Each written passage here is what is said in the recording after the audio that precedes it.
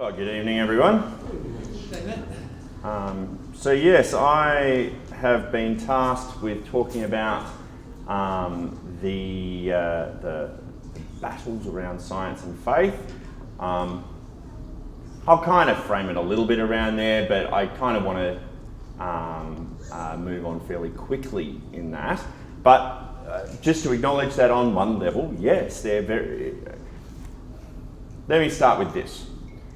I am not a scientist in any way, shape or form. So I can't really come at this from the point of view of talking as a scientist about like scientific theories of whatever. Thanks, it's been fun. But no, like the main area that I come from is history. You know, of course, history and science have certain resonances. We're both evidence-based at our best, you know, so there's all that kind of stuff. But it means that when I approach this question, I'm not really coming from the perspective of talking about any scientific theories. I'm really actually approaching it what I might call sociologically. I'm looking at it from the point of view of historically what has actually been going on there. And I also come, I guess, as an academic.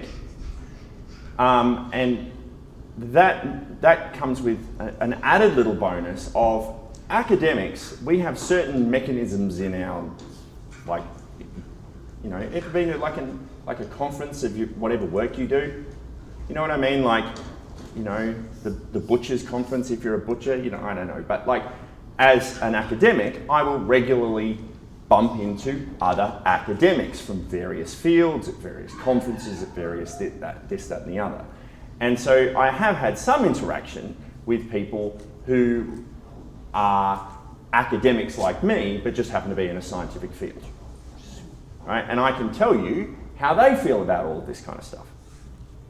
And there is absolutely no question that from a social perspective, for want of a better term, political perspective, within like the intricacies of the politics of academia, there is some of that kind of a dynamic, a battle, a war. I was recently hearing about a head of a major university here in Australia. He's a head of the science faculty, the broad umbrella of all of the other sciences. And he said, if you want to go into physics, you want to go into this, you can go into that, you can go into that. You shouldn't have any problem if you're a Christian. But there's an expectation if you're going into biology, for example. You know, one of the things that they can't put on the resumes, but they kind of do, is Christians need not apply. Okay, things like that. I won't name which university that is, partially because I don't want to get the guy into trouble, and partially because, well, to be quite frank, he's indicative of probably everywhere else. Okay, so that's the first thing I want to just point out, is that there is this real sense of a battle. But it's worth just briefly recognising that a lot of that is not actually about science. It's about it's not about what we call physics, it's about metaphysics. It's the underlying philosophical assumptions of the people who are within those. You've got to differentiate between the fact that some people are looking at the mechanics of how something works or whatever, like as a scientist, they're putting things in test tubes and stuff like that, and the underlying philosophical assumptions that are behind them. And to an extent, those intersect, but on a large level, they somewhat don't. Right? You know, sticking water into a test tube and then mixing it with this chemical and that chemical is not an inherently Christian or anti-Christian or atheist or agnostic position. It's just sticking it into a test tube. So on one level, there is a certain benignness about science that is divorced from the people who are doing it and their underlying motivations and stuff like that. Now, that needs to be qualified and we'll probably get to that in a little while, in that sometimes people do science with certain motivations. And those motivations are things like they want to help people. They want to expand their view of the universe, or curiosity and those kind of things. Right? And that can be linked to their faith, as we'll see in a little while. So I'm not saying that atheists can't have a motivation to do science. That's not my point. My point is that sometimes the other way, sometimes the very reason why certain people have engaged in science is precisely because of their faith. Not in the sense of it informing, oh, well, God's in the test tube now, or, wow, that's because of Jesus, that kind of thing. But rather in terms of, I'm doing this because it's motivated by the motivations that my faith has given me. That hopefully will become a bit clearer later. But the point is, we need to divorce, first of all, the philosophical assumption as informing the science, and rather see it as motivating the process of them engaging in that scientific endeavour in the first place. Okay, so that's one thing. The other thing that I want to do is I do want to approach it as a historian for a little bit of time, and this will actually take a bit of time, because I think that sometimes scientists don't make good philosophers a lot of the time. I remember hearing, you guys know Lawrence Krauss? Right? Not personally. Krauss is famous for being a really anti-Christian kind of guy, and also a scientist, right? Well, I once read an article, and the article was titled, Lawrence Krauss really needs to shut up about atheism. And I put it up on my Facebook page because I thought it was hilarious, the article. And I got a friend of mine who is an atheist, and she said, that's terrible, you should put that up there. That's suppressing the conversation. And Matt, you're always trying to tell us that we should have more dialogue between atheists and Christians and stuff like that. How dare you put a Christian telling to just shut up? And I went, actually, no. If you actually read the article, she clearly hadn't clicked on and read it. It wasn't a Christian who had said that. It was an atheist philosopher. And the reason he said that was because he was so frustrated at how, the arguments that, that were being presented by people like, Dawkins and stuff, were the kind of thing that as a philosopher, even as an atheist philosopher, he'd kick someone out of class for not doing their introductory readings in an introductory philosophy class for some of their arguments. It was so bad.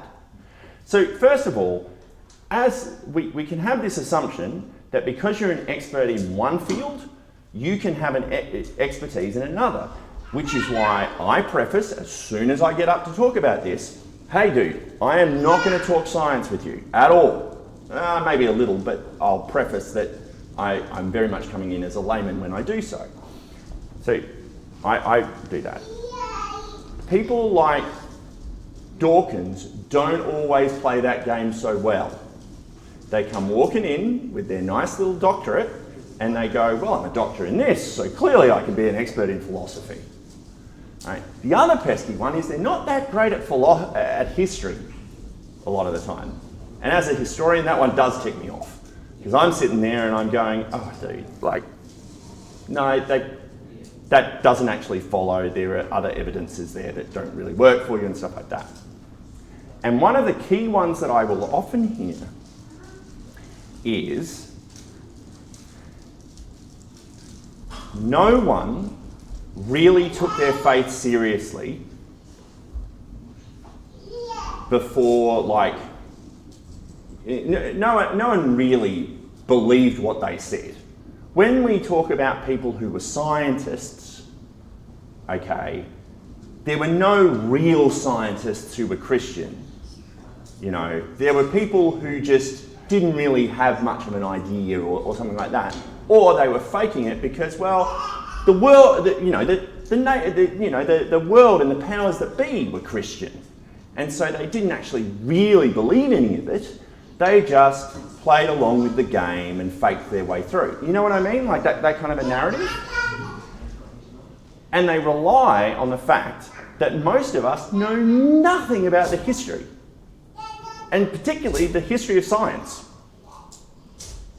We don't know much about any of the people who have been prominent scientists and that kind of stuff, who have been formative to the way that things are done.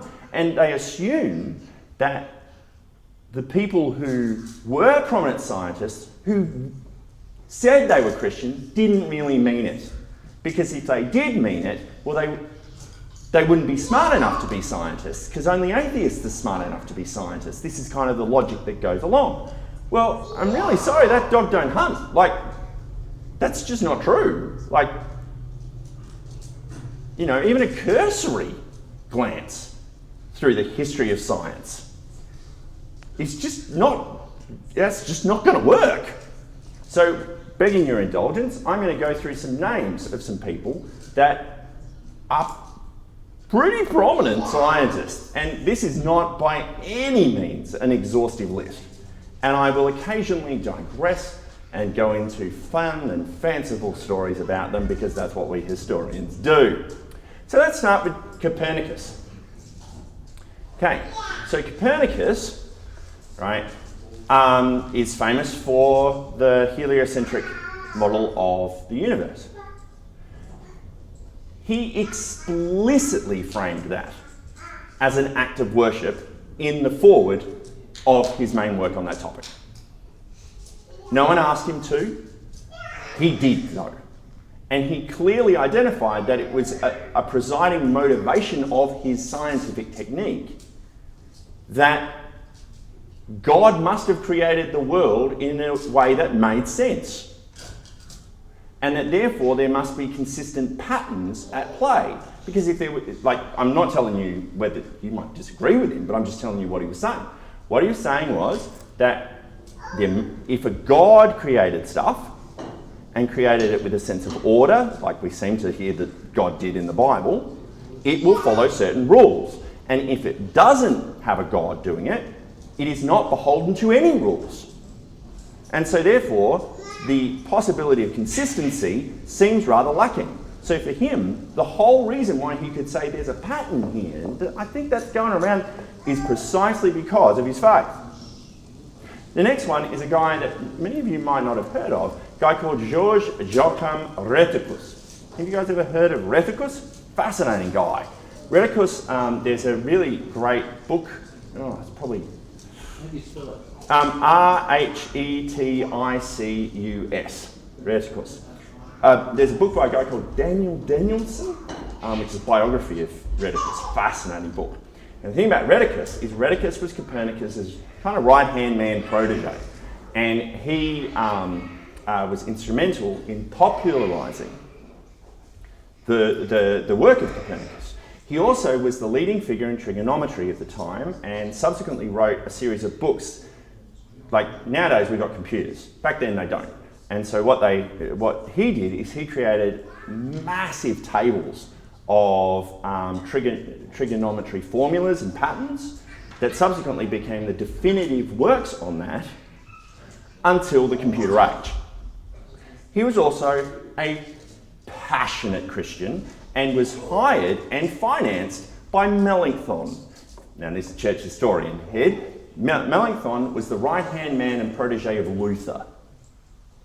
And he became the principal, what's the best term for it, of the University of Wittenberg, which was Luther's uni.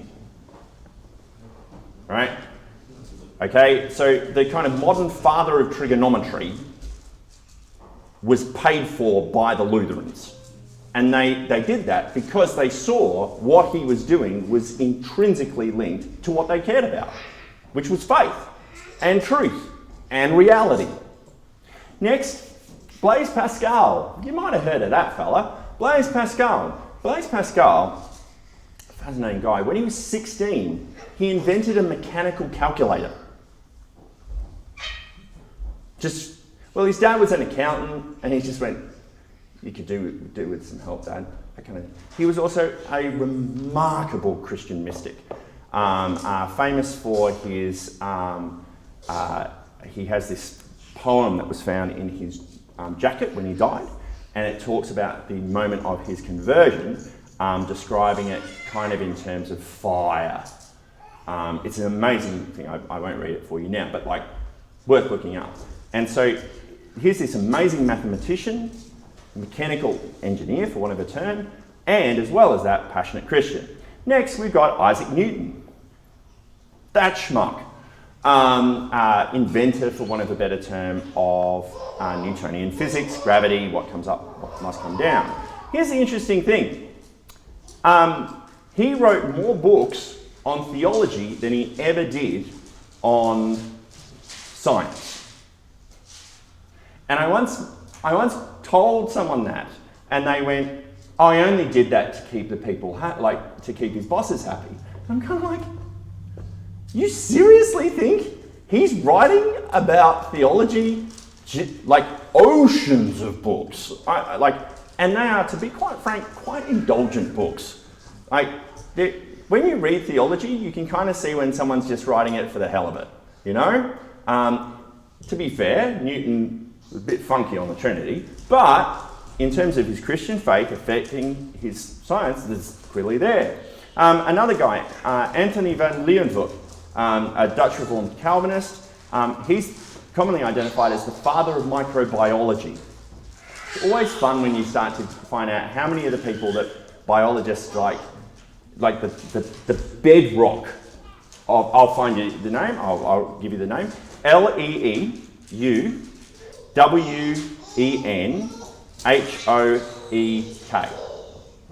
Right? I won't do that for all of them, but I'll do them here and there. Right? So, it's always fun when you hear about how many people from a biological background were very, very caught up in their faith. Next, Ulrich Haller.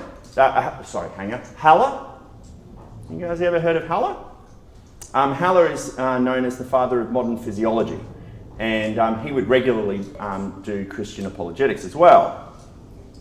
Antoine Lavoisier, considered the father of modern chemistry. He's the guy who figured out that oxygen plays a role in combustion, right? And was also quite a passionate French Catholic. Carl Linnaeus, sometimes called the father of modern taxonomy, he's also the person who, you know how we have those dual names for things like, in Latin? He's the guy that came up with that idea for working out species and stuff like that. John Ray. Most of these are 18th century figures, but we'll go there. John Ray was also a Christian. He's the guy that came up with the concept of species and the actual term. Next guy, this schmuck, Alessandro Volta. Right, Alessandro Volta. Where do we get that? What do we get from him? Voltage. Passionate Christian. William Kirby. William Kirby is the guy who came up with the concept of atoms. The idea that everything is built on really tiny little things called atoms. Right? He was also a pastor. Georges Cuvier. Now this one's particularly fun. Cuvier is sometimes called the father of, wait for it, paleontology. Now, isn't that one fun? Paleontology. The assumption of, see those bones over there? That would be a fossil from a long time ago. He is most famous for digging up a mastodon skeleton, and he's also the first person to come up with the concept of extinction. That a species could become extinct. Also, very, very passionate Christian. Who's my next one? Just while I'm on him, I'll also mention Mary Anning. So Mary Anning was a paleontologist, and she was famous for discovering fossils, kind of like little shell fossils, in a place called Lyme Regis, which is in like at the bottom in Dorset at the bottom of England. I've been there. I've been to a museum that Lyme Regis has for all kinds of funky things. Lyme Regis is a funky town. But one of the things about that is that they have her initial findings and all this kind of stuff, and a little bit of a shrine to her almost in terms of in their museum. And one of the things that you notice about what she writes is she is a passionate Congregationalist Christian. Okay, next you have, where's my next one? Yeah, that'll do. André Marie Ampère. Amps, right? From where we get amps, yeah. Similarly, Michael Faraday, right, who invented electrolysis. Now, there's a really clever cookie because he's taking electromagnetism and chemistry and joining those together. He was also an elder in a Scottish church. Heinrich Hertz, right? The guy who conclusively proved the existence of electromagnetic waves and stuff like that. Passionate German Christian. So you're starting to get a little bit of a feel here, aren't you? Right? But I just want to keep on going because it's so much fun. Gregor Mendel, he's sometimes called, this one's really fun, he's the father of modern genetics. And if you were thinking of genetics, you wouldn't think that an Augustinian abbot was the person who came up with that idea. All right? But it was. Okay? Interestingly, fun thing about genetics, genetics comes from a word genus, right? Yeah. There's another place I know that it has lots of gen in it. Genesis. That's a funny thing. Why is Genesis called Genesis? Because of all of those pesky genealogies that are in it, if any of you guys know your Old Testament. Right? And what is a central presiding idea of that?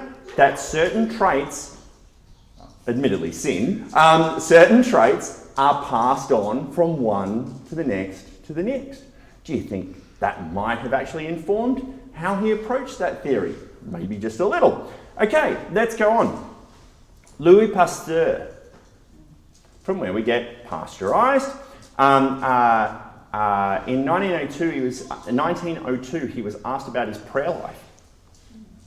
And I quote, "Posterity will one day laugh at the foolishness of modern materialistic philosophers." The term materialistic there is a very specific term utilised certainly in this period to mean those who only believe in the existence of the material with no spiritual realm at all. People like G.K. Chesterton use it in a very similar manner. He said, "The more I study nature, the more I stand amazed at the work of the Creator. I pray while I am engaged at my work in the laboratory." Now that's a really interesting phrase, isn't it? Because what it tells you is that every time that he's doing his thing of working out what to do with the milk and, all that kind of stuff, what he's doing is he's praying.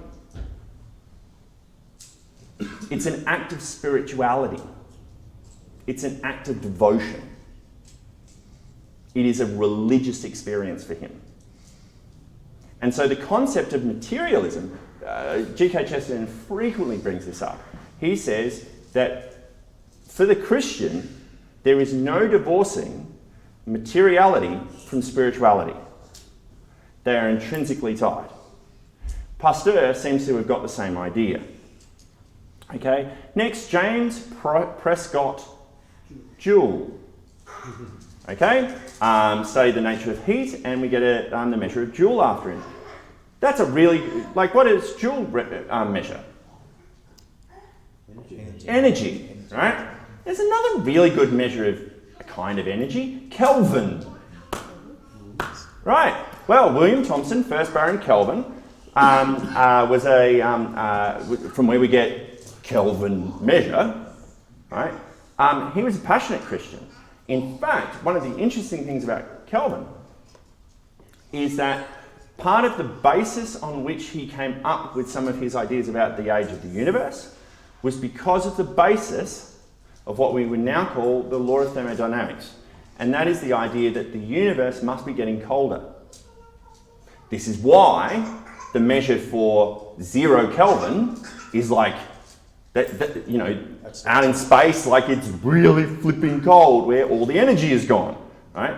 So the reason why that is associated with him is because one of his arguments was there must have been a creator, because there must have been a time, because everything is changing and degrading, right?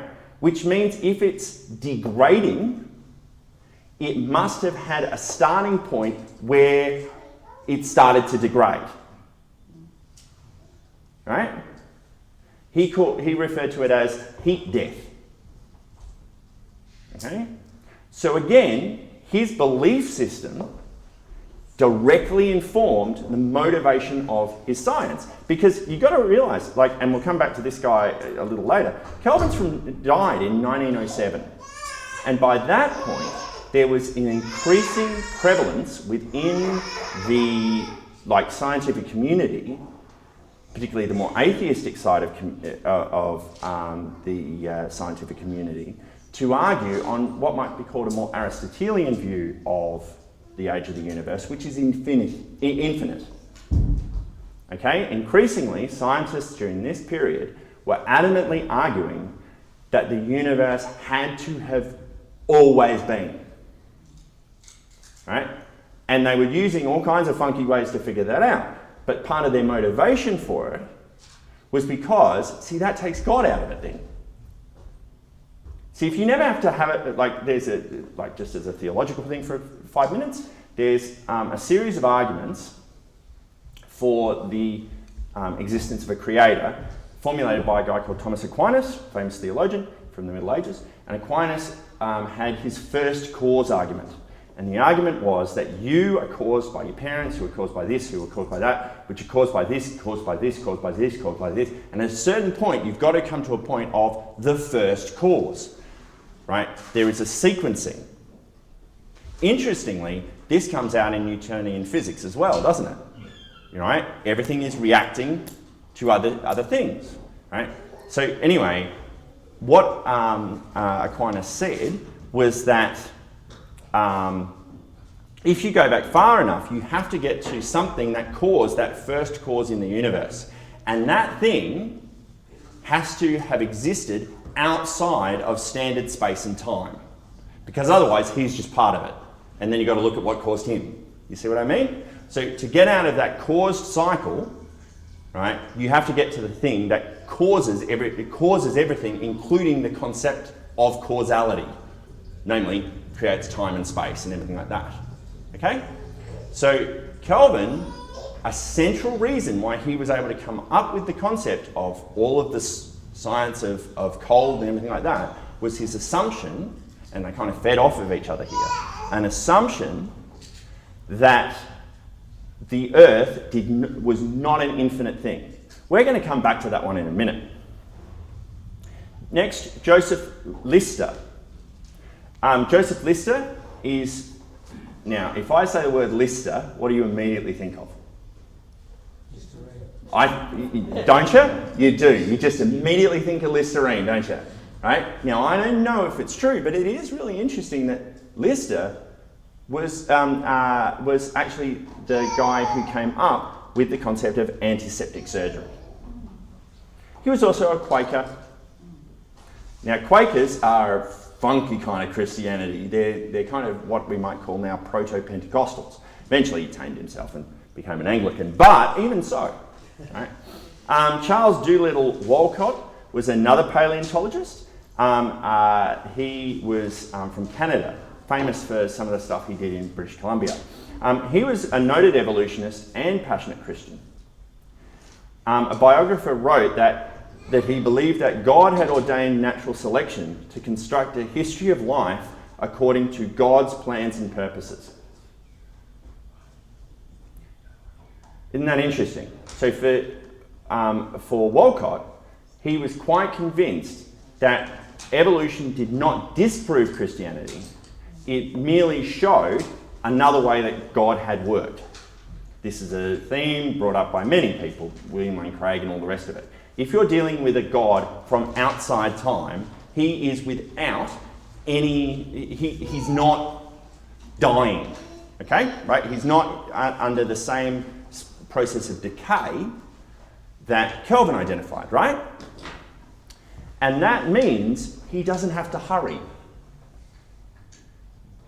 Okay, if you think about it, why do you need to do things fast? Because you're running out of time. That is not a problem for an eternal, infinite deity. Right? And so for him to take as long as he likes, if he wants to take 6 million years, who cares? Right? That seems to have been the underlying thing with Walcott. Another guy, I always find it hard. It's one of those names you read but you don't say very often. Guglielmo Marconi. Right? Marconi is obviously famous for inventing the radio. He was Italian and he was also a passionate Catholic. In fact, the first time that the radio was used by the Pope, Marconi insisted on personally introducing that Pope. In his introduction onto the radio, he said this: "With the help of God, who places so many mysterious forces of nature at man's disposal, I have been able to prepare this instrument." He was referring to the radio. Right? Isn't that a fascinating quote? Right? There is a man who has created this amazing scientific tool that to some extent we still use even today. I got my FM radio, I don't know what you use every now and again. And there is a guy who created that and he did not actually think that he invented it. If you listen to what he said, he did not invent it. God placed that mysterious force of nature at his disposal. All right. Next, kind of on a similar line, is a guy called George Washington Carver. Carver had all kinds of stuff going on. He was a scientist, botanist, inventor, all this kind of stuff. He was also an African American. And he's famous for his quote. I'm paraphrasing here, but he says, "I liken the created order to God's radio, where he broadcasts his character and nature to everyone. If only we would tune in." Okay. Now, I got... Sorry, what did he do as a scientist? He was more your broad kind of scientist. Like, it's harder to identify him with any particular thing. He's from a more polydisciplinary kind of thing. Peanut butter. Yeah, peanut butter. The last ones that I want to focus in on, obviously one of the things that you might say about this list that I've given you so far is you might say, well, good on you. You're going with flipping Copernicus and Newton? And when did most of those people live? And you look at their dates and it's like they're the 19th century and the 18th century. And you might say, well, they're just the last vestiges of a superstitious age where no one would actually really take that type of stuff seriously now. I want to stress that was not the argument I was making. The argument I was making was that if you're saying that the history of science is filled with people who were just faking their way through their faith in the midst of doing scientific endeavours because they were just trying to please the powers that be, that does not stack up to the historical evidence and the documentary evidence that they have provided us. I don't need to be a scientist to do that. I can do that as a little old historian like me. That's the first thing. Second thing is, fine. You could argue that there has been somewhat of a decline of people with an explicitly Christian faith directing how they do science since the early mid-20th century. You could argue that.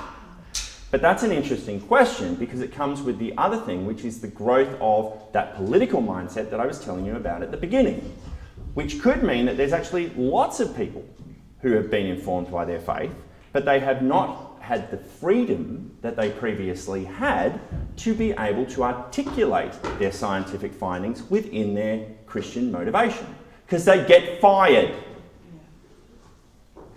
And so maybe they haven't been able to be quite as out there with what they'd said before. But even so, let's spend some time with a few real champions of this kind of stuff. And I want to spend about a little bit of time on 4 main people. First person that I'll mention is Wernher von Braun. So Wernher von Braun is some schmuck. What is he now? Von Braun was famous for his role in kind of aerospace rocket science. You know how people say, come on man, it's not rocket science? Von Braun couldn't make that joke. So Von Braun's an interesting guy. He was actually a scientist who was, depending on your point of view, absconded, utilised, borrowed, forced by the Nazis to do rocket research for them, right? In military capacities. At a certain point, it seems like he kind of defected, or interesting, but eventually he came to work for the United States government. And he was instrumental in them not only creating rockets for missiles and stuff, but also the space program. Basically, we would not have NASA, we would almost certainly have never got to the moon if not for von Braun. He was also a passionate Christian and regularly talked on the topic of his faith around the country when he was going and doing stuff for his job. Okay, so that's that guy. Stepping a little earlier, I want to mention a guy called Georges Lemaitre. Have any of you guys ever heard of Georges Lemaitre? Yeah, you've probably heard me talk about him before. So Georges Lemaitre is an interesting guy.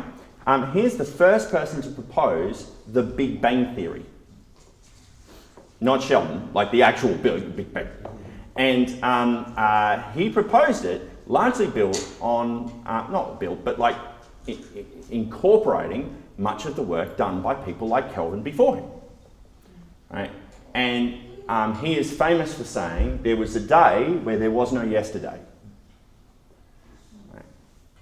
Now, when he came up with this is a great case study in another dynamic of what we've been talking about. If you want to talk about war in terms of science and faith, one of the weapons that is often utilised in this is to suggest that having a Christian worldview impedes science.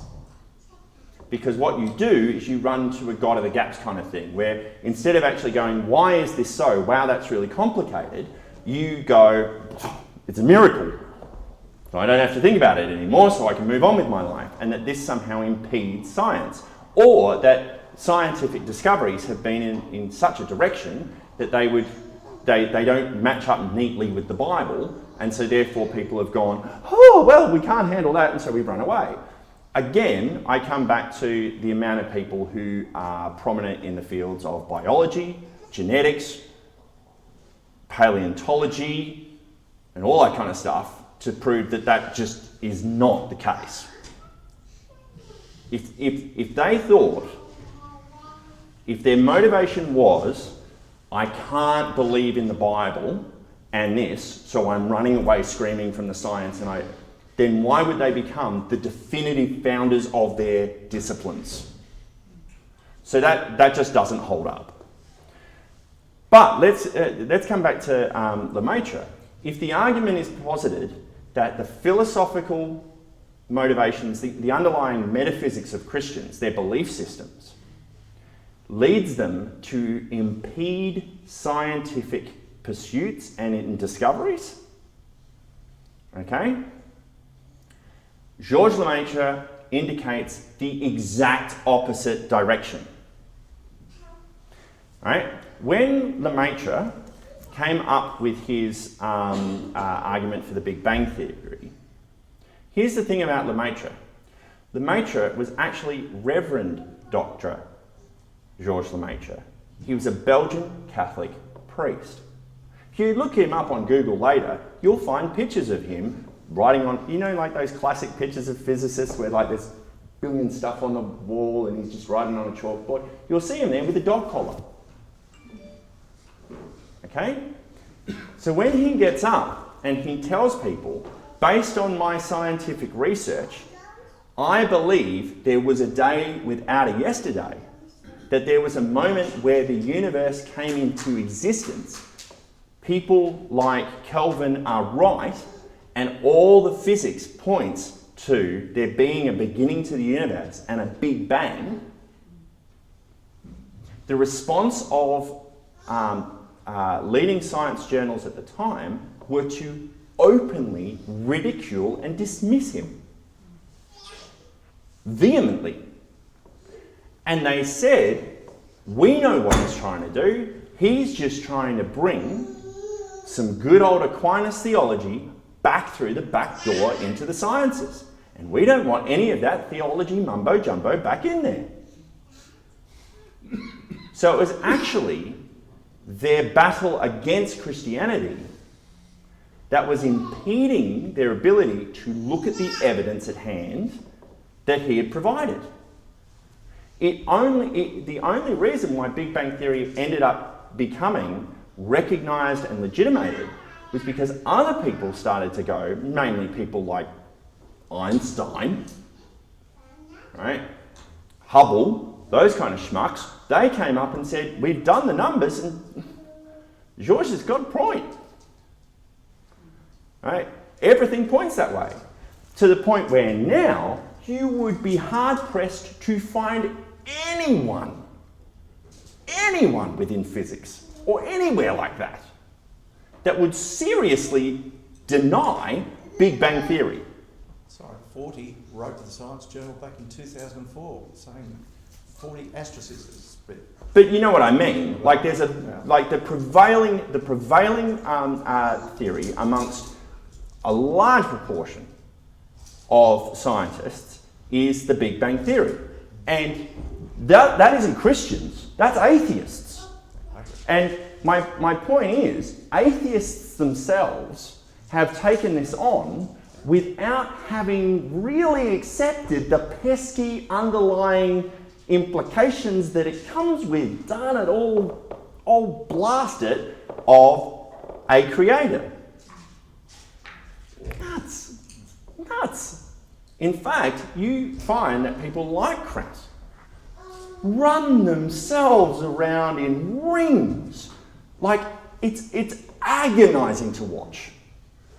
Right? It's agonizing to watch someone like Krauss try to explain how there can be a beginning to the universe without a creator.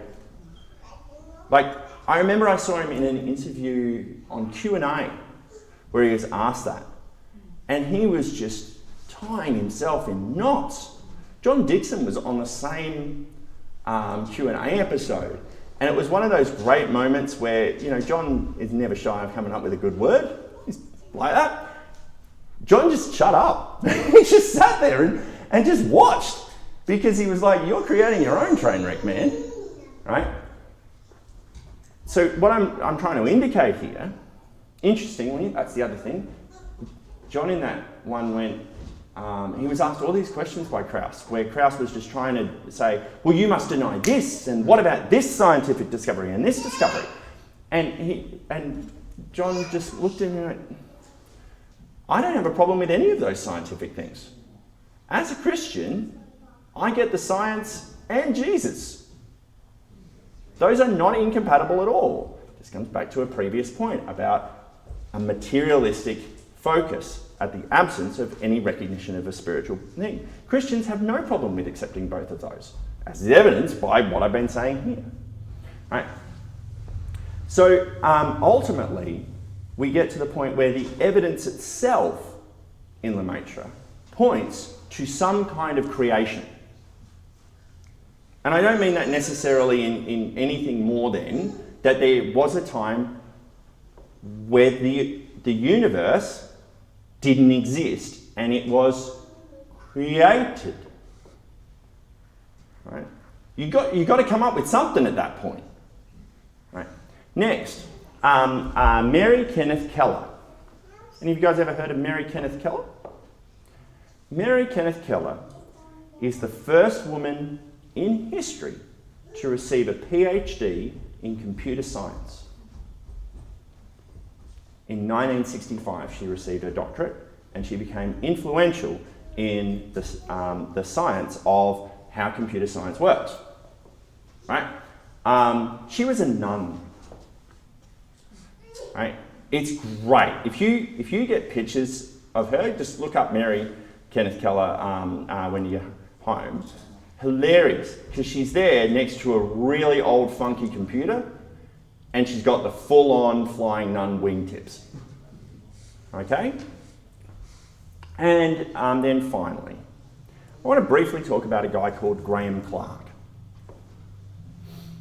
So Graham Clark is the inventor of the bionic ear.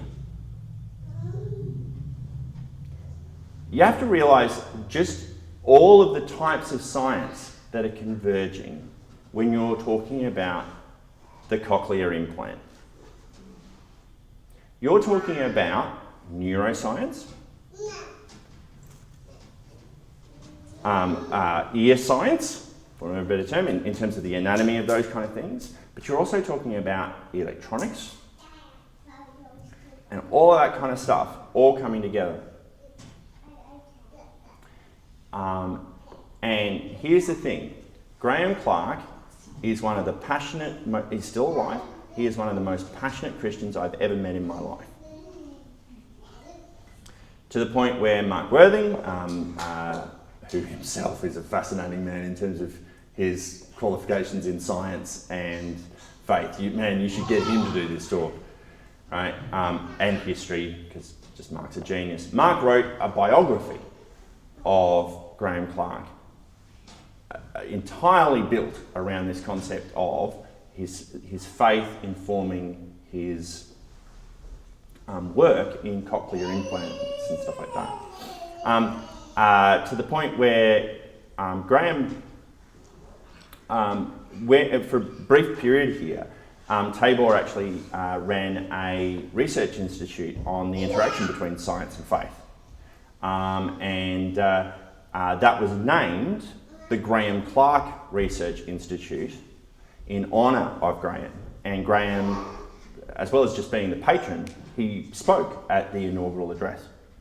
And I remember him talking about that, and again, how his faith led him and compelled him to do the work that he is now defined by in terms of giving people who have never heard a thing in their life the ability to hear. Why? Because that's what Jesus did.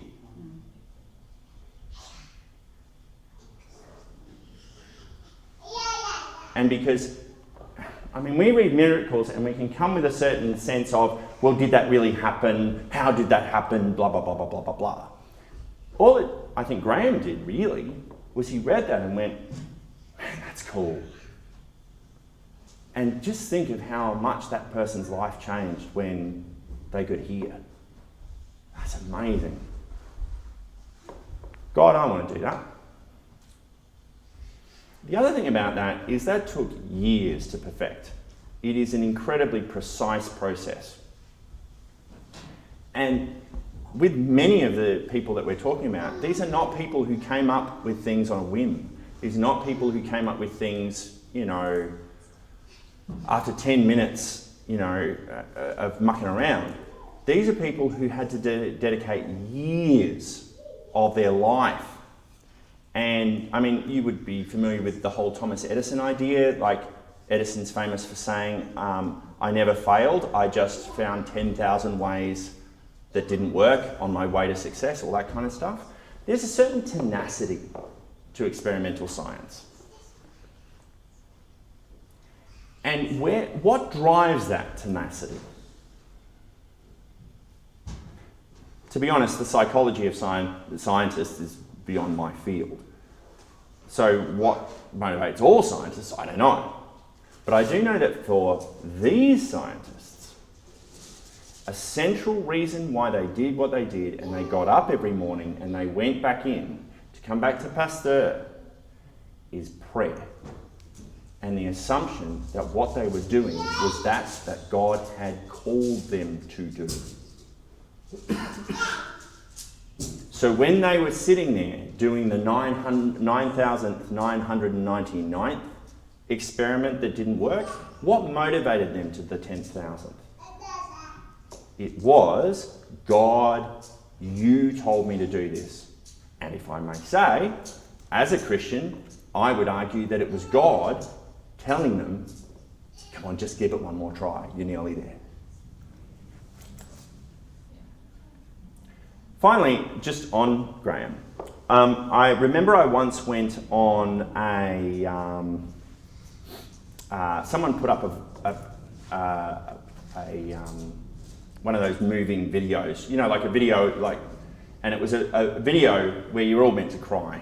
The genre, I like to call this genre, I'm not crying, you're crying. Those kind of videos on your Facebook feed or Twitter feed or whatever. And it was a video of a person receiving for the first time in their life their cochlear implant and being able to hear their loved ones, I think it was their mum, for the first time. And of course, what does the person do when they hear for the first time their mum, and what's the first thing the mum says? Hi honey, I love you. And immediately what does the person do? Break down, cry, and then you're sitting at your laptop or whatever and you're like, I'm not crying, you're crying. Like that kind of thing. And very moving and that kind of stuff. And I found myself reading the comments underneath. And for the most part, the comments were really inspiring. There were people saying, wow, that's amazing, oh, it's so beautiful, and that kind of thing. But there was one guy, and he wrote on there, Science 1, Religion 0. Now, usually I don't indulge in internet trolls and things like that much, but this, particularly because it was at the time where, part of the other reason I was watching it was because it was about the cochlear implant, and I just met Graham fairly recently.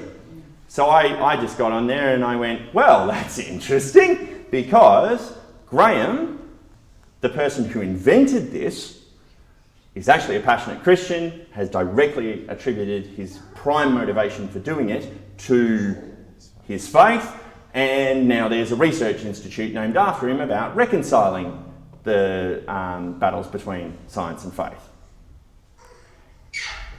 But don't let the facts get in the way of a good prejudice. And I returned and repented later, but I couldn't find it, and I didn't repent that much. So, now my point in that is, in mentioning that story, is don't let the facts get in the way of a good prejudice. Okay? Scientists should always be the people who don't let prejudice get in the way of good facts. Like us historians. And so the fact that someone from a clearly neo-atheist position would be running around assuming that Christianity is antithetical to that, when the fact is that it is being directly motivated by faith, indicates not their grasp of the reality of the situation, but rather how the battle that they are waging is inconsistent with the reality that they espouse to uphold, and furthermore, that it is actually hindering the scientific endeavour. Look, if you don't want to be a Christian and you want to be in the scientific fields, all power to you. Nothing that I'm saying tonight says that you have to be a Christian in order to be in science. Clearly, the evidence for that is obvious. But to suggest that you can't be a Christian is historically inaccurate and ultimately, to the pursuit of science, evidently counterproductive. Right. Finally, I want to finish with a little anecdote that I'd like to share. A few brief anecdotes, if I may. The first one is this. Tabor doesn't teach science. We don't have science courses here. But one thing that we do is education.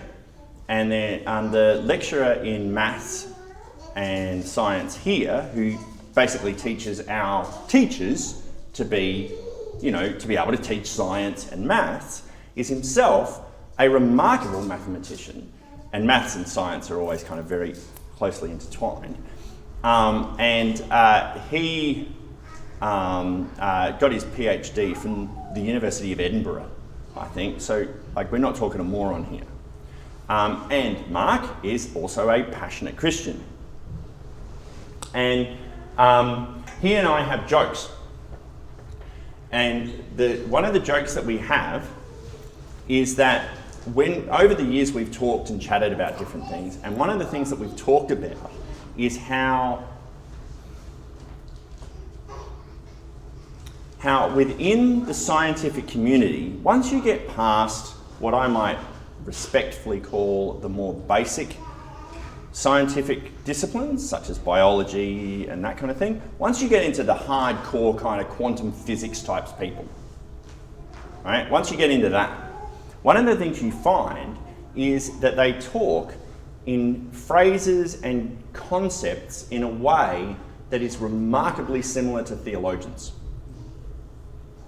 To the point where one of our little pet jobs that we want to do one day when we get the time is, have you guys ever seen on, what's it called? TV show, Spicks and Specks, I think it is. They have a game, and the game is song lyric or mass murderer? Or song lyric or serial killer. Any of you guys? So the joke of that is they take a song lyric about I love you and I will follow you everywhere that you go and never will I leave you alone. And they ask, is that a song lyric or is that taken from a letter by a serial killer? And the people have to figure out which one it is. And sometimes it's really, really quite... I mean, I was listening to Every Breath You Take by Sting. You do not want some weirdo sending you that song on your email. That's really creepy. Every breath you take, I'll be watching you. Right. So that's an easy example. The point is that what makes that funny is it's really hard to tell sometimes between the two. Now, coming back to me and Mark, one of our jokes is that what we'd love to do is swap out all of the words that are physics related or theology related from books on quantum physics and advanced theology and see if people can tell which is which. And quite honestly, we don't think most people could. And here's why. The reason is because as you get further into theology, you realise that you are actually exploring the mysteries of an infinite, incredibly complex being who is beyond our comprehension. And there is a certain humble reverence, but also kind of celebration in that mystery. It's just fun to sit in just that and go, wow, right? When you're doing advanced, heavy-duty physics, what you discover is there is a profound mystery there. It just doesn't make any sense. And yet it does. And you just are blown away by that. To the point where what you realise is you are filled with a certain humble reverence, but also a reveling and celebration in that. They are exactly the same in that kind of a discipline. My favourite example of that is, now I will talk science, but I do this with Mark's permission because Mark has schooled me on this to make sure I'm doing it right. Okay, any of you guys have heard of the double slit experiment? Holy, How messed up is that? Like, that's just messed up. For those of that you don't know, the double slit experiment works on the basis of trying to figure out whether light travels as particles or waves. Right, you with me so far? Yes. Right. And I'll try to dumb this down even more because, like, I'm me, right? But I'll try to make this pretty easy. So, okay, it starts with the assumption that if you put a slit in, like, a piece of, piece of something blocking it, and you start firing photons through that, throw light into it, it will go and it will pass as like particles. It'll just go zap, and if you've got the thing up the back, it'll just zap up on the other side as a particle. It will act like a particle. Now, if you put two lines there, what happens is that they don't actually act as particles anymore. What they do is they act as waves. The light goes through, and effectively what happens is that the protons involved, they bounce off of each other. Okay? You with me so far? They bounce off of each other. And that creates a certain pattern on that back thing, right? Kind of crisscrossy pattern. So what physicists decided to do is they said, well, what if what we do is we actually fire one proton at a time through there to actually kind of see if it hasn't got anything to bounce off of. Yeah, I know.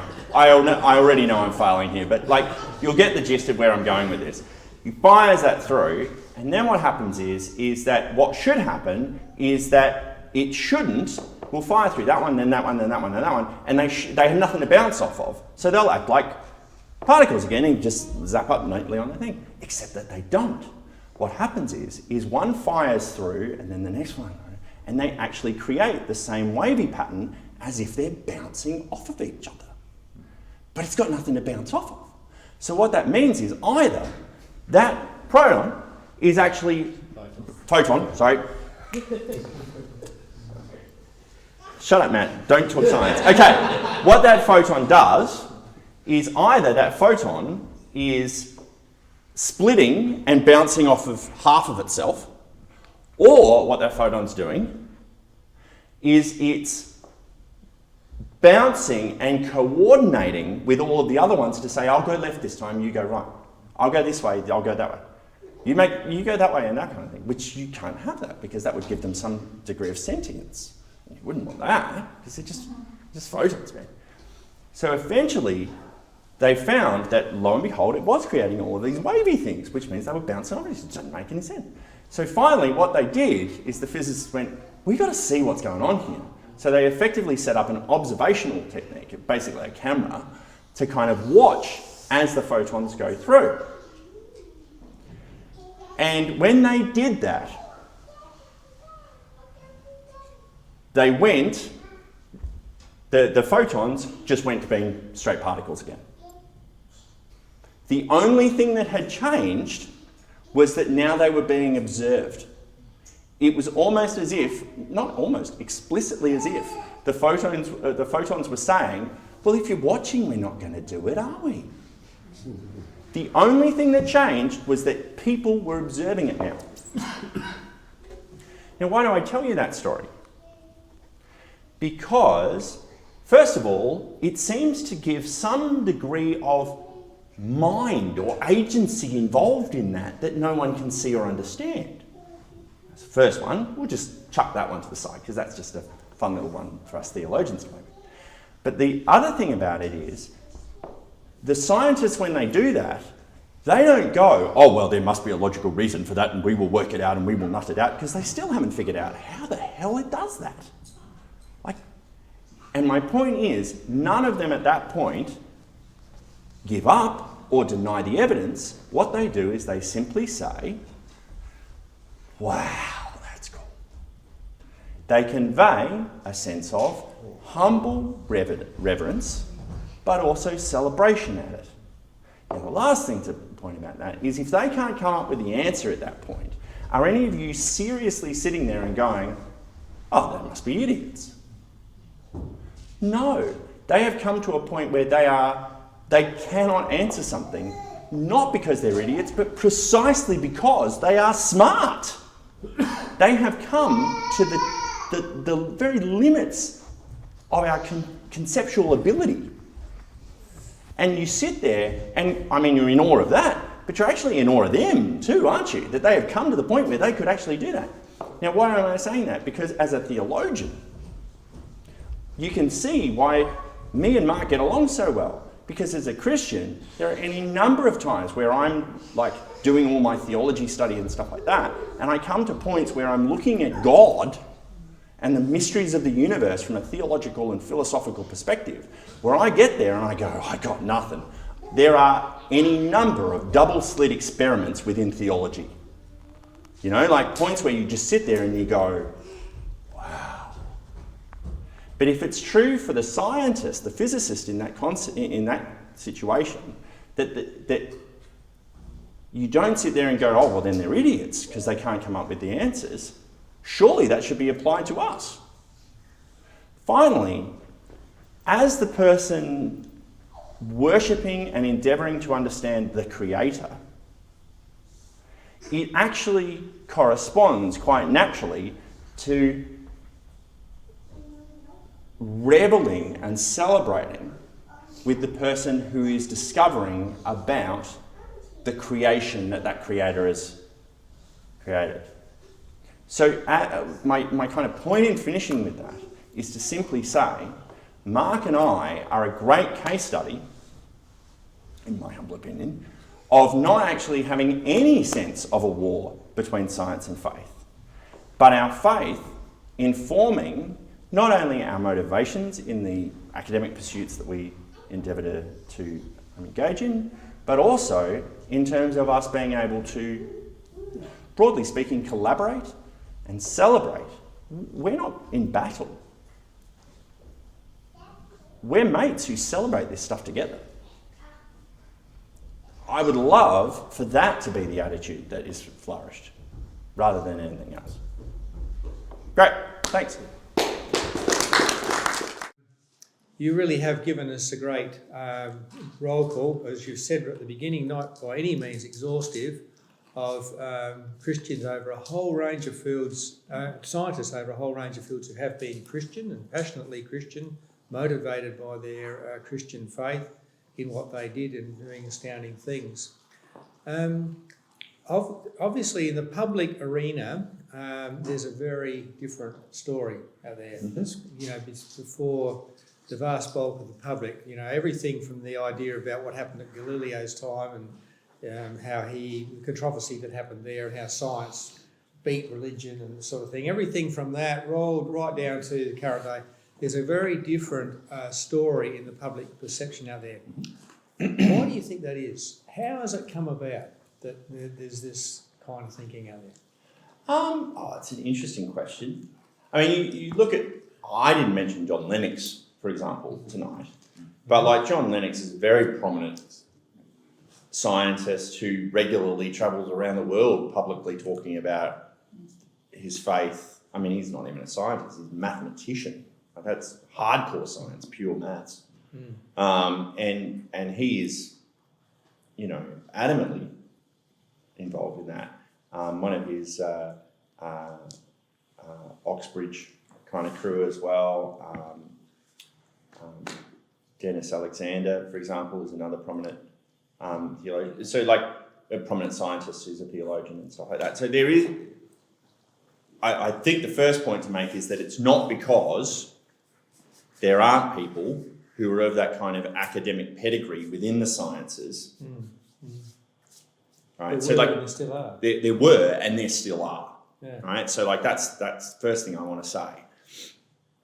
The reason why they are absent from the public sphere in terms of like going on, TV and stuff like that, well, I think, at the risk of being somewhat controversial, there is a slant towards atheism within the media. Like, there just is.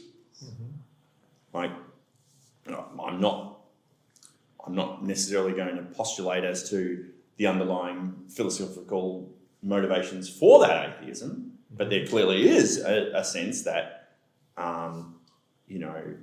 that to be a real scientist or whatever, you have to ditch your faith, and that comes out in all manner of different media environments and stuff like that. So when does that happen?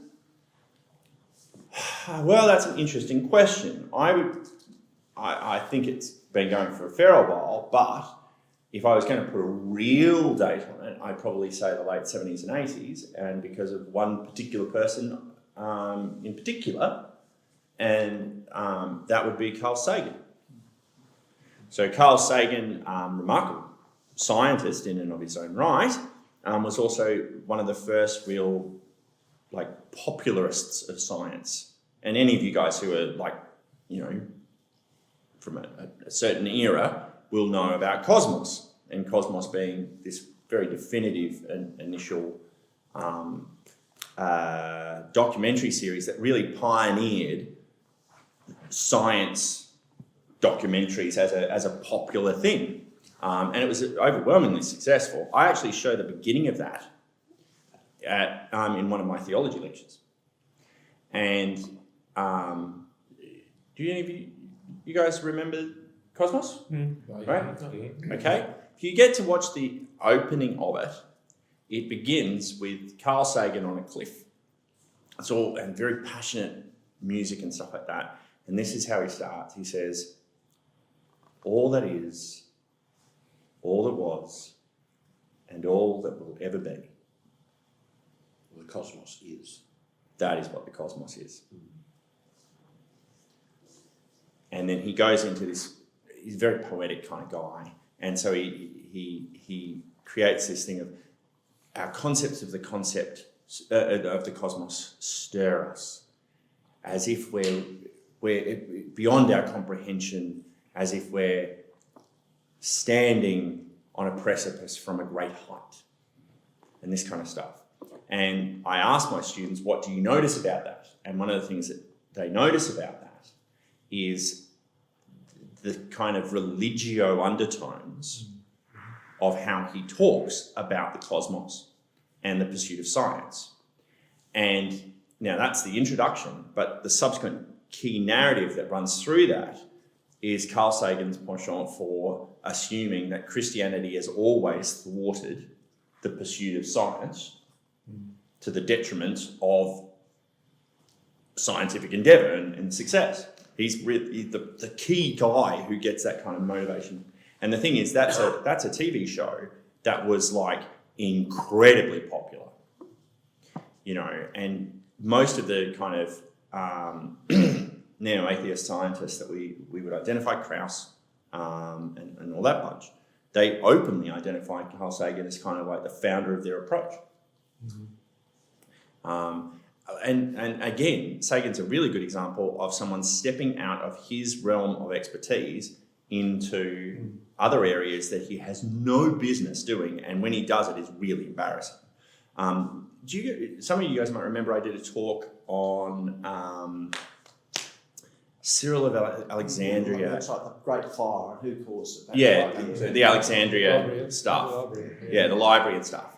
Right, well, he's the guy who actually posited a lot of that kind of argument and stuff like that, and around Agora and that kind of thing. And so, he did that, and as an historian, you sit there and just groan and go, oh, that's such bad history. But he gets away with it because it's in a science documentary where he's clearly the science expert. Well, he must have run the research on this too, and so off you go. So my point is, if you're asking where did that come from, that popularisation of the idea that Christians are stupid and thwart science and that real scientists are atheists, it really comes down to Sagan. It's a bit broader than that, Pretty in the sense that materialism itself, the desire for riches and to do what you like and sexual things, Christianity is inconvenient. And so there's always a temptation to mock it, to kind of justify other interests. Yeah, I mean, that's true. And you get that with people like Bertrand Russell, for example, from an earlier period, H.G. Wells and people like that. And, you know, I'm not here to make moral judgments on their lifestyles or anything like that, but it could get a bit fun there. The thing is that, like, in terms of when did it become popular, enter into the popular consciousness, well, nothing will enter into the popular consciousness more than getting every parent, Christian or otherwise, saying, if I'm a good parent, I'm going to get my kids to watch Cosmos on Sunday night because, like, that's what good parents are doing. They're teaching their kids about science and stuff like that. So, which is exactly how, I mean, Sagan's thing was remarkably popular. In terms of its ratings, it was just astonishing. And part of that wasn't just because it was good, like, you know, entertaining and stuff. It was because parents put pressure on other parents to say, you showing your son Cosmos because, like, that's real science there. But did he ever explicitly deny spirituality in Cosmos? Categorically, Right. vehemently, repeatedly. Yeah. The Yeah. sequence is going to be good. 2 weeks now I'm going to speak about Scope's trial, in particular, the influence Inherit the Wind had. Oh, yeah. Now, that's another good point. I was keeping away from the monkey trial. Yes, right. But, like, that would be another example of that. So, yeah. Just a point you made, you talked about Volta and ampere. Yep. That volts and current. In electrical engineering, the fundamental equation is V equals IR. So V is volts, I is current, volta ampere. And you forgot the last one, the R. The R, the units of resistance for that is ohm. And ohm was also a keen Christian. All right. And so the fundamental equation of electrical engineering, they're all Christians. All Christians. And of course, you chuck in Faraday as well. Yeah. Wow. Okay. Missed one. Okay. Cool. I've got another question for you. Yep. Openly you said that you weren't really qualified to speak on science. You made the same statement about your last talk on climate change too, didn't you? Yeah. And so what and it's actually, the reason why I say that is because I think I can talk on these topics, but I have to frame myself within the confines of the area that I have actually got a doctorate in. Yeah. Okay, so, like, if I'm going to talk about science and faith, I am not going to talk about science. I mean, I did a little pop science with the double slit experiment at the end, but, like, I mean, you can find YouTube things on that. All right, but, like, with the exception of that, I'm trying to lock myself into the area that I am confined to. It's great. And the reason why I do that is explicitly because these people don't. Yeah. Right? And that doesn't tick me off as a Christian. That ticks me off as an academic. You know, play in your own sandpit, for heaven's sake. Unless you actually can get to the point where you have qualifications within that sandpit.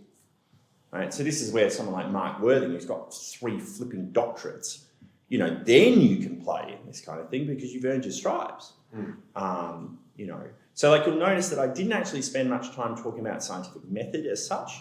What I did is I just merely told you about people throughout history because that's my field. You know, so yeah. So can you tell us about? You mentioned a paleontologist. So did you know how he reconciled his spiritual belief with the scientific sort of method or environment that he was in? Okay, so part of, I think I did mention a little bit about that, and I'd have to double check my notes, so I can do that later. But, I mean, part of the issue is that a lot of that was kind of, there are people who are paleontologists who are young Earth creationists. I just want to recognise that for a thing, and particularly historically. There are people who dug up bones and therefore qualify as, you know, very capable paleontologists who are not, you know, evolutionists. so like I want to recognise those people. How they justify that and everything like that is probably a talk for another time, and in terms of the larger thing of that. I guess my point here is to say that their scientific endeavour did not preclude them from doing those kind of discoveries in the first place, because the ability to dig up bones and to analyse them is not inherently tied to any particular philosophical system as such. That's the first point.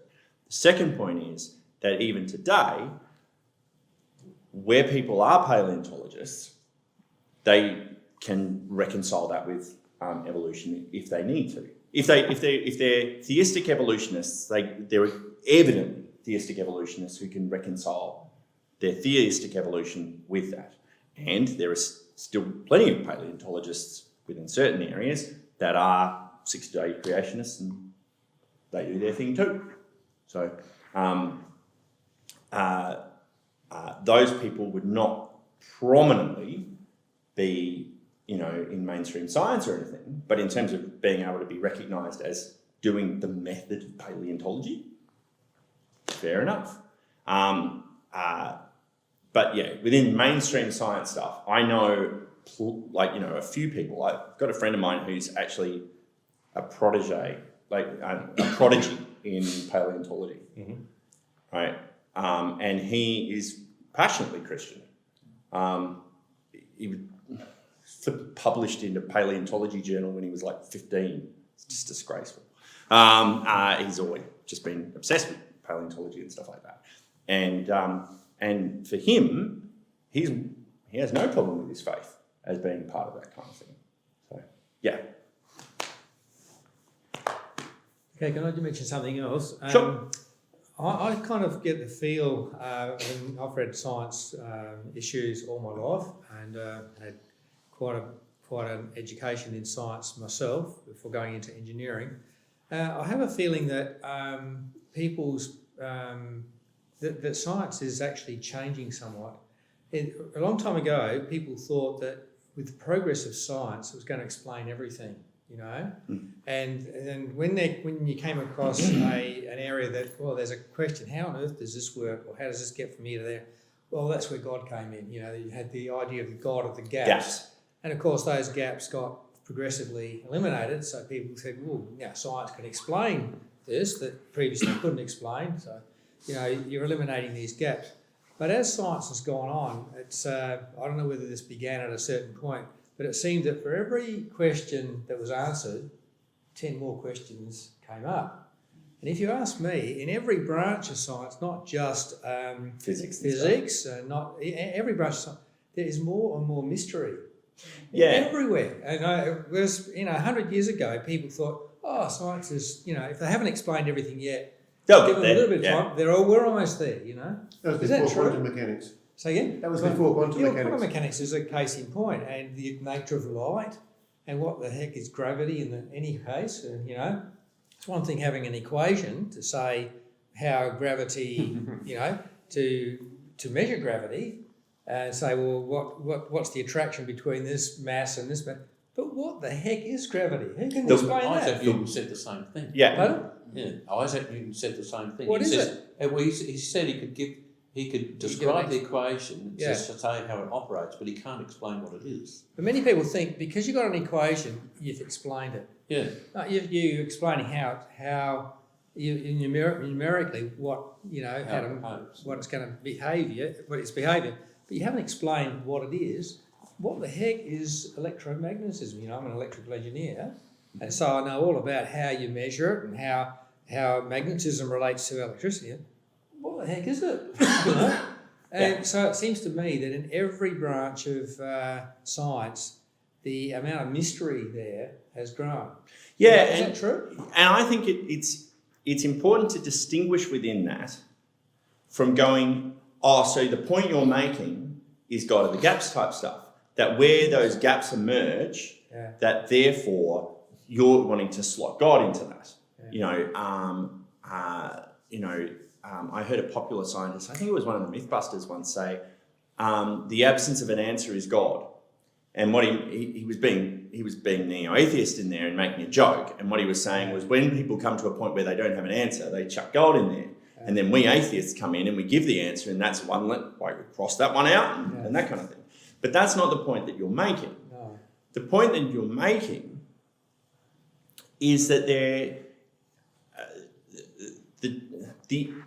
sense of an emptiness in that answer, a blank in that answer, is not there to say, oh, well, feel God in that. That's not your point. The point I might suggest that you're trying to get to is what I was talking about before, the sense of awe. That's right.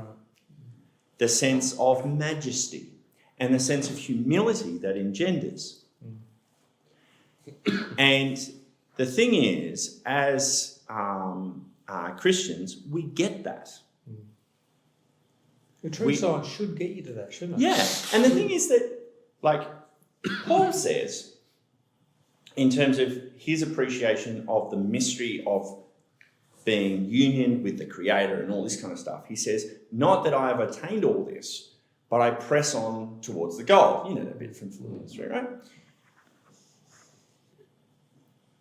My point in bringing that up is when he's talking about that, he says that what he's talking about is I want to be found in Christ, and Christ, and be found in him and not through works of the law or anything, but by kind of union with him and all this kind of stuff. What he's trying to point to there is that the inability for him to have fully grasped, and he actually puts it this way, he says, I want to know Christ and the power of his resurrection and the power of his suffering. I want to know, I want to understand it. And the point is that his lack of knowledge of that, and like Paul's a guy who's spent a fair bit of time with Jesus, like in terms of prayer and stuff, his lack of that compels him to further discovery, to put it in scientific terms, more research, more experiment, more discovery. And the thing is that endeavour is entirely consistent with the scientist's endeavour. Like, I once heard a scientist say, well, of course there's things that aren't answered. That's what you get research grants for. No one ever really wants to get to the point where they say, we've got nothing to answer anymore. No one in the sciences want to get to that. Because if they did, they wouldn't get any research grants because everyone would go, well, we've answered all the questions. They are themselves saying, not that I've attained all this, but I press on towards the goal. Right? And so, like, I guess what I'm kind of going at with that is that both of those are fueled by a sense of mystery that isn't one of limiting the pursuit of knowledge, but expanding it out. Right? So as Christians, none of us are in the business of saying, there's an empty gap, better not look into it. Christians have always had a thing of, there's an empty gap, run in there and keep on looking. It's essential to our epistemology. And that's true of Christianity as much as that's as true of our pursuit of science as it is of anything else. Can we prove God with science? That's an interesting question. Now, if I put Lennox here for 2 minutes, John Lennox would say, yes. Well, he would and he wouldn't. He would say, from a mathematical point of view, no, because proof is a funky business in math, right? And like math in the sense of proof, this is one of the subtle points here. In math, proof is really about things that are unequivocal, right? So like 1 + 1 = 2. You can prove that because it's unequivocal. But in terms of faith, the existence of God or the lack of existence of God, right? Claiming that there is a God or there is not a God is not the kind of thing that can be definitively proven in the same way as 1 and 1 = 2. But that doesn't mean, right, that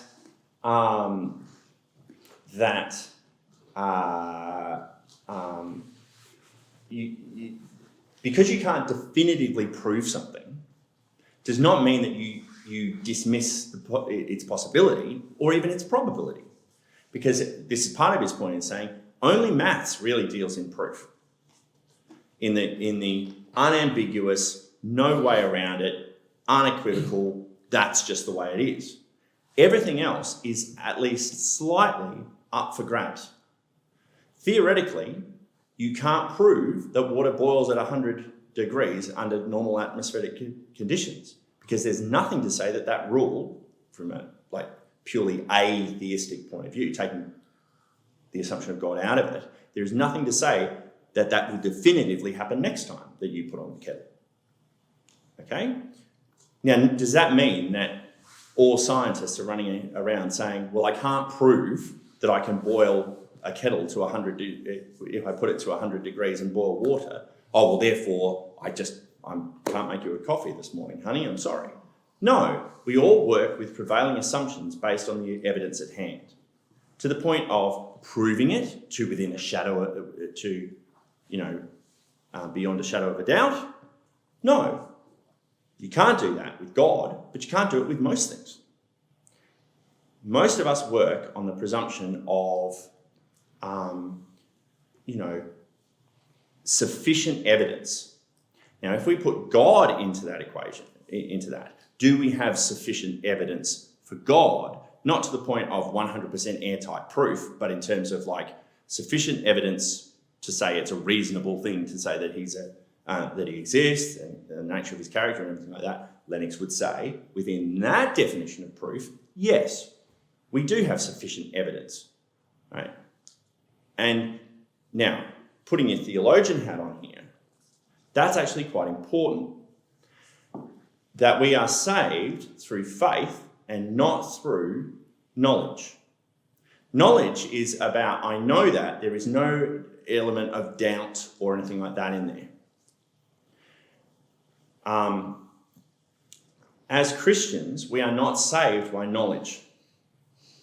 We are not saved by having a categorical, unequivocal, 100% certainty with 1 + 1 = 2 that God exists. We are not saved by that. We are actually saved by faith. And faith, by definition, expects, almost demands some degree of ambiguity and mystery in that, and not being entirely certain. Now, from a theological point of view, that's really important because it leads to 3 important points. One, it means you don't have to be smart enough to understand all of the right answers and have all of the right things to know that Jesus is there.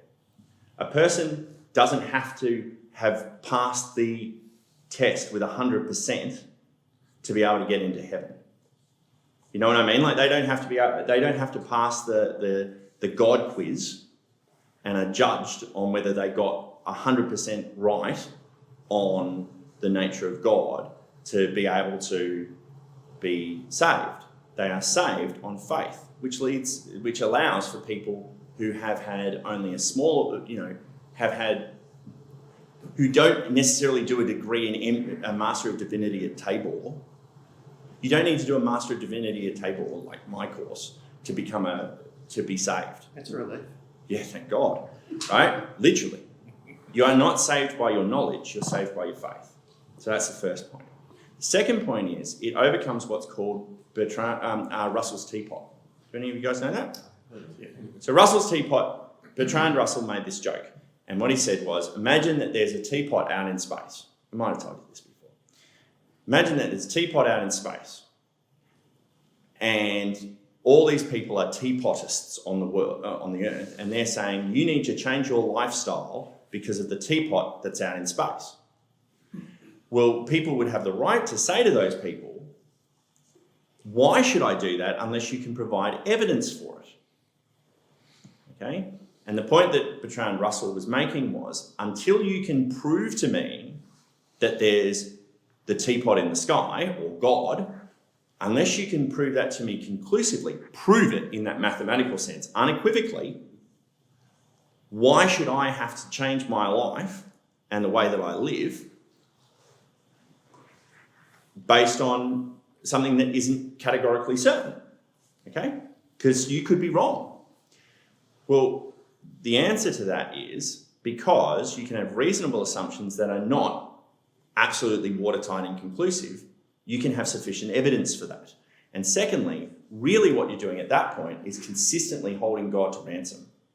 Because because you'll always be able to say, but what about this? What about that? And I've had students like this before. I've had students who were atheists who were doing my class, and we've given them tons of sufficient evidence for the existence of God or whatever. And what's happened is that they still run around with fairly flimsy arguments. But the reason they do that is because they don't want to believe, right? So that's the second point, right? And I've forgotten what the third one was. But the point, the key answer to your thing is there is no such thing as a conclusive 100% proof that God exists. If there was, and that's my third point, then we would have just been running around with that wild card for the last 2,000 years and we'd be done. Like if we could have some categorical proof that we just was unequivocal, and we could walk up to anyone and say, see, there's the picture. There he is, we're done. Then we would have used that all of these years. But we haven't. You had it still work. And that's the point. The point is even when you do have sufficient evidence, not to the point of the 1 + 1 = 2 absolute mathematical proof, but in terms of reasonable evidence, people still resist it. This comes back to Bertrand Russell's teapot. A key reason why Russell didn't believe in God wasn't just because there was insufficient proof for it to be completely conclusive. It was that he didn't want to. Well, I mean, there was conclusive evidence for 3 years in Jesus' life. Yeah. And people saw it, not in the picture, but in the flesh, and still didn't believe. Yeah. Or refused to believe because, let's say, politically or economically or positionally, they didn't want to accept that because it hurt their position in life. And this comes, just coming back to our science conversation, this is a key point we keep on forgetting, and that is scientists are people. And they are dealing with the exact same emotional facets and prejudices and confusions and shame and all the rest of the things that impede anyone else from wanting to follow Jesus. And so, like, if there's an atheist scientist, he or she might be able to put a brilliant veneer on that being just because of conclusive evidence. But the reality is, at a certain point, there's plenty of evidence out there, if you go looking. It's that on one level you don't want to. Now, they might say the same thing to us and say, well, there's evidence against it. And yeah, that's a fun game. That's why reasonable faith exists, play those games. But at the end of the day, let's be honest with each other. Part of the reason why we don't believe what we do isn't because there's scientific proofs one way or the other, but because we don't want to. If I may interpret what you were saying in the previous speech, Sorry. You're saying therefore that science depends 100% on faith. You've got this evidence that the last 99 times I've boiled this kettle, it boiled at 100 degrees. But I'm only doing it again this way because I have faith it's going to do the same thing on the 100th time. Absolutely. And an interpretation of that evidence. Right? It's really interesting. I mentioned Carl Sagan before. Carl Sagan wrote a book that was subsequently turned into a movie, a very famous movie with Jodie Foster called Contact. And there is any of you guys seen Contact before? Yeah. And there is a very strong undertone throughout that of religious questions. And even he has to end up conceding. So the main character in that is an atheist. And an atheist who, throughout the whole of the movie, is vehemently attacking the concept of faith, and specifically religious faith, wrapped up with a really hot guy, turns out to be Matthew McConaughey, who she's got a crush on, who also who's a Christian. But anyway, like, the thing is that, like, she, throughout this thing, is vehemently criticising those who rely on faith rather than evidence and everything like that. And at the end of it, she has this experience with a bunch of aliens, because that's the nature of it's about alien contact. And she has no evidence for it.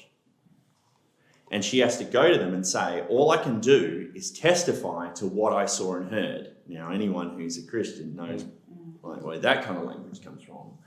And a person on the board for that responds to her and says, so what you're asking us to do is take you on your word and take you on faith. And it's Carl Sagan's very briefest little moment where he admits, okay, so maybe we play the faith card a bit too.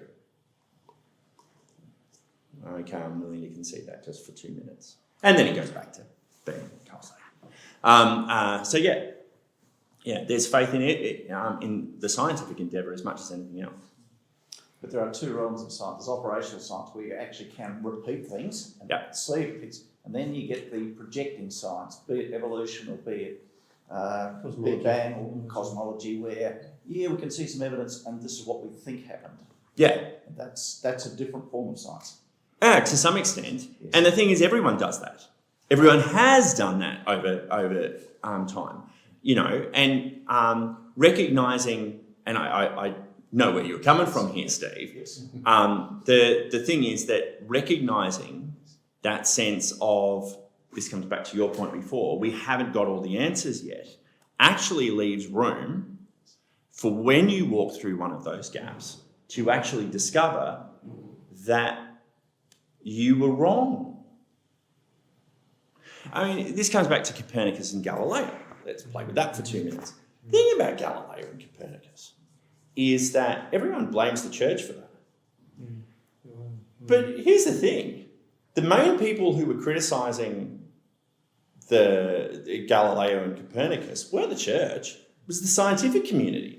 And that was because they had a prevailing theory of how the universe worked, and that was called the Ptolemaic view. And that had worked for years and years and years, and it was terracentric. The Earth and everything revolves around it. The kickback against the heliocentric view that people like Galileo and Rheticus and that were postulating did not primarily come from the church. It came from people who said, we've always done science from a terracentric way, and yes, it's got its flaws, but we'll just keep working within it and making it work until it does. And so the thing is, because the church was a major figure at the time, when they were asked, well, what do you think about this? The irony is people come to us now as the church and say, you guys got in when you weren't invited, and you butt your head in and you said, listen, you don't care about what you scientists say, we're imposing our faith on you. It was actually the exact opposite. The church went, for the most part, look, we're just backing up the scientists here. You say that's not quite true, is it? Wasn't it the concept that the Earth is the centre of everything, meaning that it is where God's interested in, and how can we be a peripheral bit? And that was an argument that was definitely there. Yes, that's true, but that was primarily driven by the scientific community at the time, who were taking that from Ptolemy, who is a scientist from the pre-Christian era. In terms of the Christians, they chucked on a nice Christian veneer over that, in terms of citing a psalm. There's a psalm that says, the earth is firmly established, it shall not be moved. But that was really their justification for effectively bowing to the wider scientific community at the time that was saying, no, the earth is the universe is terracentric. And the church went, okay, and here's a Bible verse to prove it. Yeah, but Thomas Aquinas really tried to meld the Greek philosophers into the church doctrine, didn't he? Yeah, and that's not my point. My point is the point is they were adopting Greek philosophy. Yeah, part of them. and also Greek cosmology, exactly. such as Ptolemy's universe. Yeah. So my point is that the church is being derided for butting their noses in when they should have kept out of it, when ironically, that's exactly what they were doing. They were keeping out of it as much as possible and saying, look, the scientists all say you're wrong, Copernicus. The scientists say you're wrong, Galileo. It's only in the retrospective history that we realise the majority of scientists at the time were wrong. What the irony is that what it sounds like people want the church to do is the exact opposite of what they would want them to do now. What they want the church to have done with Galileo and Copernicus is to stomp in and say, to hell with your prevailing views of the cosmos and the universe and all your scientific positions. We're telling you, we're backing this guy, the maverick, out of nowhere. And you all ought to... If you think of any time in now where if the church did that, people would be okay. Right? If the church came in and said, I know there's a prevailing view that this is how our science works, but we're going with some maverick out of here that everyone thinks is crazy, and we're backing him and we're telling you you are all horrible, people would deride the church for that. So, you've got to feel sorry for the church under Galileo and Copernicus. They're damned if they do, they're damned if they don't. So yeah. What should they have done? I think they did what they should have done. To be quite honest, what they did is they stood on the sidelines as much as they could and backed the prevailing science. Now, as it turned out, the science ended up going the other direction. And eventually, they probably held on longer than they should have in support of that. But, and this comes actually to the question of what is the church during the 16th and 17th century where these debates are happening. I can explain why it happened, but what should they have done? Yeah, so when we talk about the church at the time, you got the Catholics and you got the Protestants. The Catholics found themselves siding with the prevailing positions of the day, which were the Ptolemaic universe, right? The Protestants loved Copernicus. And they jumped on Copernicus, and that is precisely why they hired his protege, Rheticus, to be working at their university.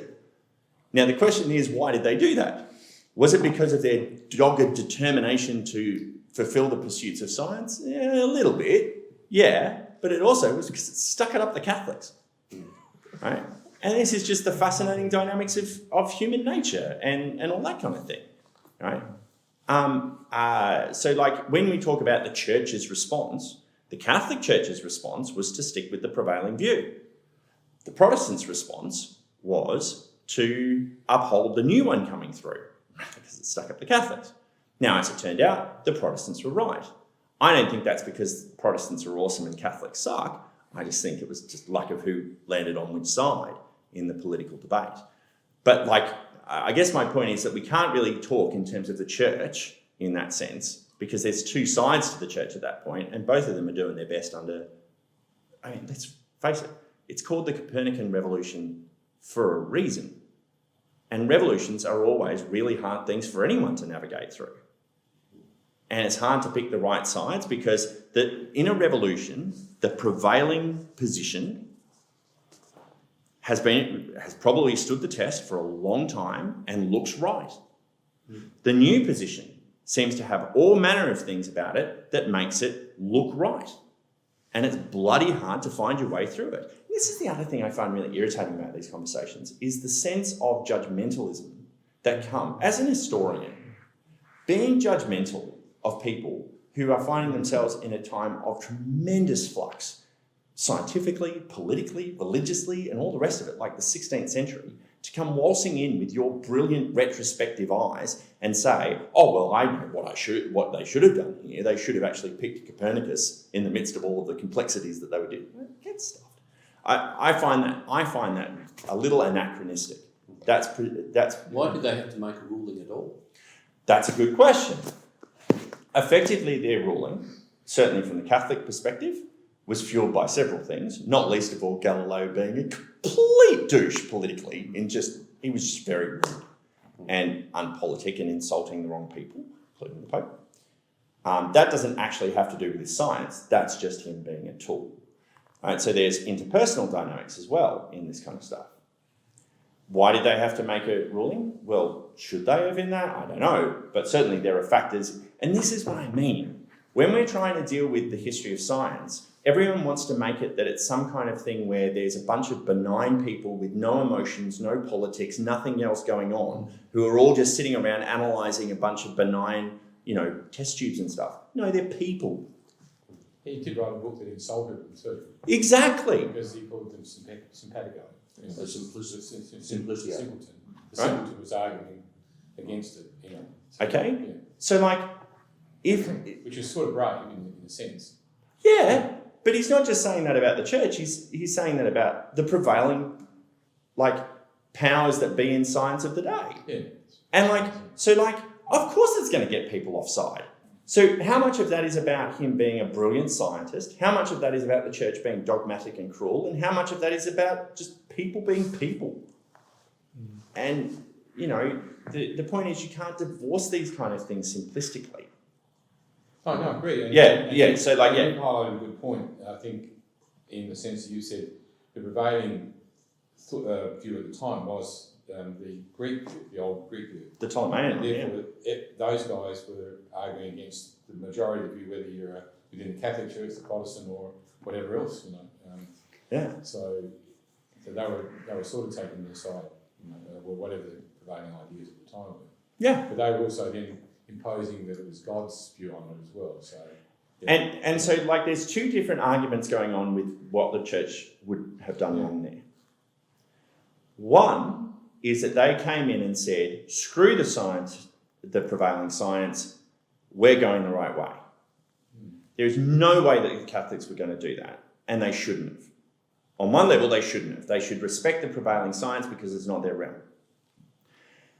There's another dynamic to that of them putting what we'll call a Christian gloss on the prevailing scientific view. And that's them using the verse about, you know, the earth is firmly on a firm foundation, it shall not be moved. What that's about them doing is saying, listen, we're just going to back up the prevailing scientists because what the hell do we know? And then adding a little extra mayo to that and saying, but God says that too. If you want to know what I think they should have done, they shouldn't have done that. Sure. But I will point out something else about that. Given that they had aligned themselves so powerfully with the prevailing scientific view and said, and the Bible backs that up, right? Then logically, when this one crumbled to pieces, that should have crumbled with it.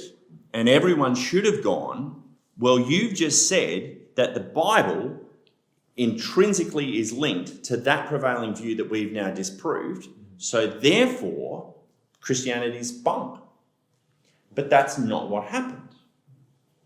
What happened was everyone sat back, took a breath, a deep, deep breath, and what they realised was that that particular passage is from a psalm, which means it's a song, which means it's a poem, which means it has no obligation to be it's not a scientific document. Right? Now, one of the other points I was going to make during my talk, but I avoided because it's one of my favourite ones and I didn't want to indulge, is the other thing about that. What motivated people when we discovered that the universe wasn't a terracentric view, but actually a heliocentric view? What could have motivated people out of that to become more Christian rather than less?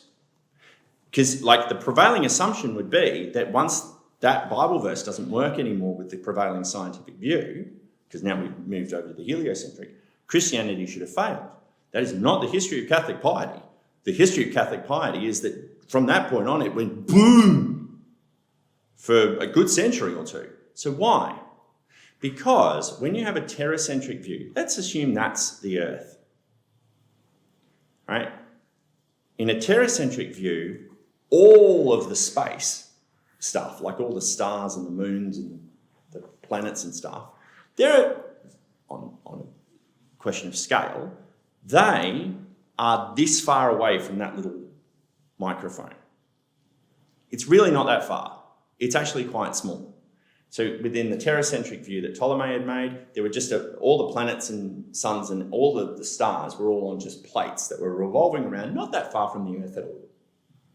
The universe was small. Once the heliocentric view comes in and Copernicus wins, suddenly people realise, well, if this is true of one solar system, that solar system is itself actually bigger than we thought.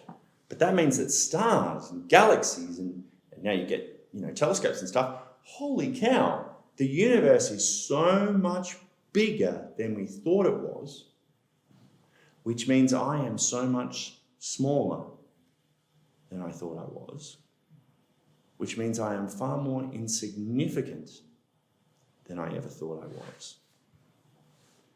And I need something that in the midst of the overwhelming immensity of the universe has gone from this to this. I need something that is bigger than this that cares about little old me in the midst of it. So it actually created a profound motivation towards faith. Now, what's fun about that is when you realise that over the last 100 years, we've moved from a prevailing view of the universe. Like, that's in terms of space. Now let's talk in terms of time. We've gone from a period where most people thought that the universe was maybe 5, maybe 6, maybe 10,000 years old, and that's time. Now, that might be right? You go, Steve. But we've come to a point where most people are assuming that it is not that, and that actually it's this. And that will make you feel like your 70 or 80 years on this earth are insignificant and small. And when you're gone, no one will remember you, and there were billions of years where no one gave a crap that you existed because you didn't. It's the exact same dimension, and it is in the midst of our insignificance, in the immensity of both space and time, that draws us to seek a creator who is beyond those, who's big enough to encompass those, while also caring about little old me. Yeah, it is time we've finished. That's a very